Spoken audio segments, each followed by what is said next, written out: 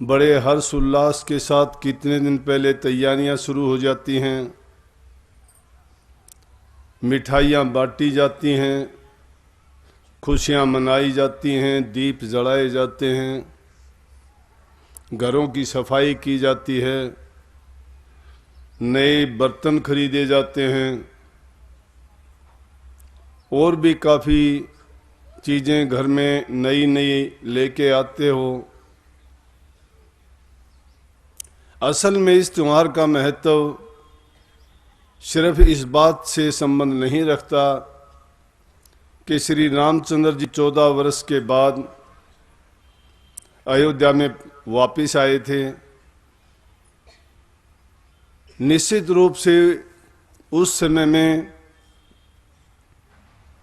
वहाँ की प्रजा ने अपने प्रिय राजा के पुत्र श्री रामचंद्र जी के लिए, जो उनके दिलों में अथाह प्यार था, और जब वो वनवास में चले गए थे तो उनके दिलों को बड़ा आघात लगा था, बड़ा दुख हुआ था। और जब उन्हें पता लगा कि पुनः वापिस आ रहे हैं तो उसकी खुशी में उन्होंने अपने घरों को सजाया था। हमारे घरों में भी जब कोई मेहमान आता है, उसके आने से पहले अपने घर में बिखरे हुए सामान को इधर उधर अगर रखा है तो उसको ठीक करते हैं, सफाई करते हैं और बड़ी व्यवस्थित ढंग से आने वाले को अच्छा लगे इसलिए करते हैं। तो श्री रामचंद्र जी 14 वर्ष के बाद जब अयोध्या में आ रहे थे, गलियों की सफाई की गई, मकानों की सफ़ेदी की गई, अंदर बाहर से रंग रोगन किए गए, नए नए वस्त्र लोगों ने पहने, दीप जला के खुशी का इजहार किया। दीप इसलिए जलाए थे ताकि अंधकार दूर हो, प्रकाश ही प्रकाश मिले। प्रकाश आदमी को खुशी का, शांति का प्रतीक है। जिसके जीवन में प्रकाश होता, एक चीज़ का प्रकाश नहीं होता। रात का अंधेरा पड़ने पे अंधेरा हो जाता है, प्रकाश नहीं रहता।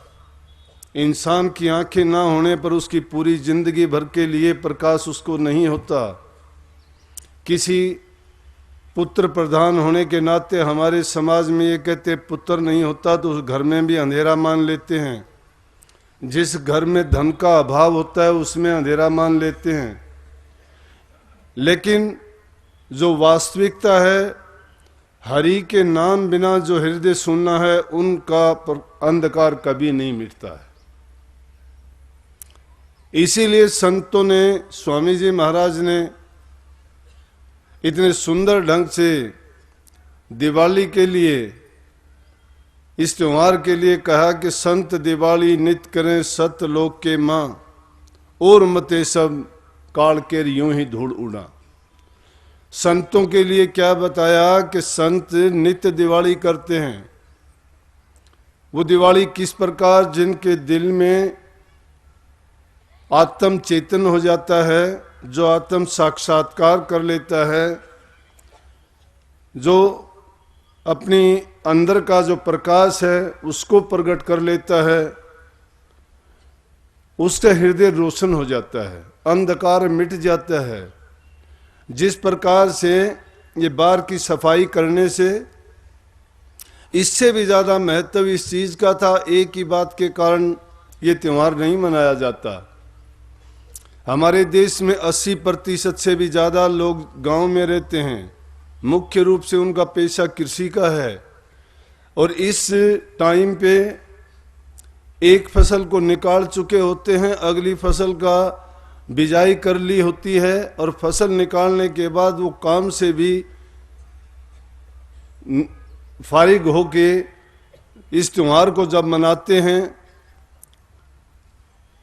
तो उनके लिए ज़्यादा खुशी होती है, क्योंकि उनके पास आर्थिक रूप से संपन्न हो जाते हैं फसल बेचने से। चौमासा जो बारिश का मौसम होता है, गर्मी का मौसम होता है, पीछे बीत चुका होता है। आगे आने वाला समय सुहाना और अच्छा मौसम जिसको कहते हैं वो शुरू होता है। सर्दी तो उसके बाद में ज्यों ज्यों बढ़ता चला जाता है तो अधिक होती जाती है। तो इस बदलते हुए मौसम में जो पीछे की बीमारी बारिश में अनेक प्रकार के कीटाणु विषाणु रोगाणु जो पैदा हो जाते हैं वो खत्म हो जाते हैं अच्छे मौसम की शुरुआत के कारण। क्यों? सफाई करने से घरों में इधर उधर छिपे हुए कीटाणुओं को भी, मकानों की सफाई करने से, सफ़ेदी करने से, रंग रोगन करने से बाकी बचे हुए भी खत्म हो जाते हैं। इसलिए वातावरण भी शुद्ध और पवित्र हो जाता है।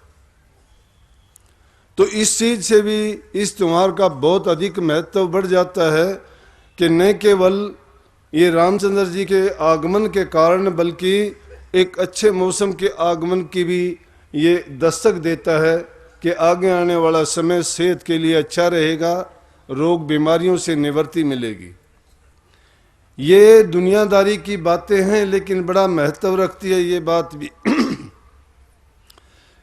तो इस त्योहार को इतने खुशी से बल्कि कई तो ऐसे अवसर आते हैं इस दिन के लिए जिन लोगों से आपसी बोलचाल नहीं होती है वो हम बैर वैमनस्य त्याग के जब मिठाई एक दूसरे को आदान प्रदान करते हैं, देते हैं, लेते हैं, खुशी मिलती है, खुशियाँ बांटते हैं, खुशियाँ बढ़ती हैं। बल्कि हम जो आपसी बैर है, विरोध है, उसको त्याग के एक मित्रता की भी शुरुआत होती है। इसलिए ये इतना महत्वपूर्ण त्योहार है कि इसका जितना ज़्यादा बखान किया जाए उतना ही कम है। तो इस त्योहार को हम इस दृष्टिकोण से भी जब देखते हैं तो हमारे लिए इसका और भी ज़्यादा महत्व बढ़ जाता है। अब आगे आने वाला समय खासकर उन लोगों के लिए जो प्रभु भक्ति में लगे हुए हैं, गर्मी का मौसम होता है, जब तक हमारा शरीर ठीक नहीं है, स्वस्थ नहीं है या वातावरण का कोई बुरा असर शरीर पे पड़ता है, गर्मी लगती है, सर्दी लगती है, तो उसमें भी हम अपना साधना अभ्यास करने में, भजन करने में कुछ ना कुछ हमारे उसमें विघ्न पड़ता रहता है। लेकिन जब अच्छा मौसम आता है, स्वस्थ हम होते हैं, स्वस्थ शरीर जब होगा तो स्वस्थ मन होगा, और स्वस्थ मन होगा वही अच्छी करनी कर सकता है। तो नाम के अभ्यासियों के लिए भी ये समय जितना अच्छी शुरुआत होती है, इस मौसम में अगर ध्यान अभ्यास में बैठते हैं, ना गर्मी लगती है ना सर्दी लगती है, सुहाना मौसम होने के कारण प्रसन्न चित्त होते हैं, तो इतना हमें शांति मिलती है और अंदर में अपनी रूह को सही ठिकाने पर ले जाने के लिए जो वातावरण हमारे लिए बनता है वो भी एक उसके लिए बहुत ये अच्छा समय शुरुआत है। इसलिए इस त्योहार का महत्व बहुत बढ़ जाता है। लेकिन ये बाहर की सफाई करते हैं, बाहर अंदर की सफाई भी उसी प्रकार से जरूरी हो जाती है। जब रामचंद्र जी वहाँ आए थे, हमारा जो असली वस्तु है जिसके लिए हम प्रयास करते हैं, जिसको पूरी ये सृष्टि पे रहने वाले जीव जिसके बारे में सोचते हैं कि वो कौन शक्ति है जो इस संसार को चलाती है, गुप्त रूप से सब काम करती है, करते हुए काम दिखाई नहीं देती है, सबको संभाल करती है, अपने समय पर सारी वस्तुओं को, सब चीज़ों को कितने व्यवस्थित तरीके से करती है, आखिर वो है क्या? इस चीज़ को खोजने के लिए 84 लाख योनि में इंसान ही एक ऐसा जीव है जो उसकी खोज सबसे ज़्यादा करता है। क्यों करता है? कि परमात्मा ने उसको इसी निमित्त बनाया गया है। परंतु अभागे जीव वो हैं जो इसका बुरा पहलू शुरू होता है। इस त्योहार पर वो राक्षस प्रवृत्ति के लोग भी अपनी प्रवृत्ति जाहिर करते हैं। कुछ लोग बुरी आदत वाले शराब पीते हैं, मांस मछली अंडे खाते हैं, जुआ खेलते हैं, ऐसी ऐसी शर्त लगाते हैं। कहने का अभिप्राय यह है कि इस शुभ दिन को भी वो अपनी बुराई के अनुसार दूसरे तरीके से ढाल लेते हैं। जिस प्रकार से जहां देवता काम करते हैं अच्छाई के, वहीं राक्षस करते हैं काम बुराई के। इंसान के रूप में दोनों चीजें इसी दुनिया में हैं। वो हमारे समाज में भी उसी प्रकार से हैं। जो अच्छे काम करता है वो देवताओं के समान है, और जो बुराई के काम करता है वो राक्षसी बुद्धि के लोग हैं। हालांकि इन चीजों से जितना नुकसान उसका होता है, हम नित्य प्रति देखते हैं कि लोगों के जीवन बर्बाद होते हैं, उनका खुद का शरीर स्वास्थ्य खराब होता है, धन के अभाव में उसके परिवार लुट जाते हैं, घर मकान जायदाद को भी गिरवी रख देते हैं। अब बड़े बड़े राजे महाराजाओं की कथा भी अगर हम देखते हैं, सुनते हैं, महाभारत जैसे कथा जो मुख्य रूप से हर बच्चा हमारे देश में जानता है, उसमें भी कौरव और पांडवों ने जुआ खेला था। वो बुराई थी। जब इंसान में ऐसी बुराई है, शराब पीने वाला आदमी जीव हिंसा भी करता है, मांस मछली भी खाता है, वो जुआ भी खेलता है, सभी बुराइयां आ जाती हैं। जिस इंसान में ये बुराइयां हैं वो अपने आप को इंसान ना समझे।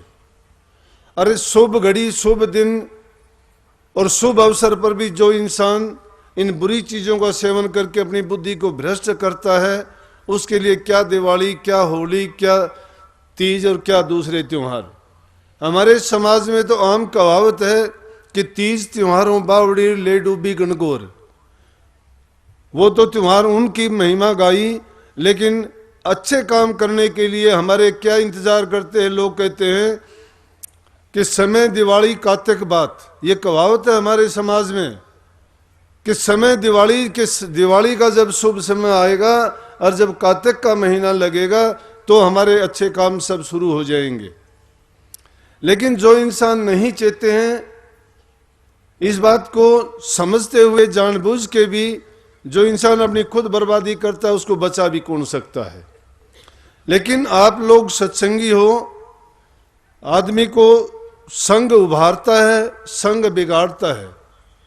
संतों ने इसीलिए सत्संग की महिमा गाई और कहा कि ए भोले जीव तू सत्संग कर, मानव चोला तेरा तभी सफल होगा कि तू संतों का संग करके बुराइयों को त्याग देगा, सद्गुणों को अपना लेगा तो तेरा जीवन पवित्र हो जाएगा।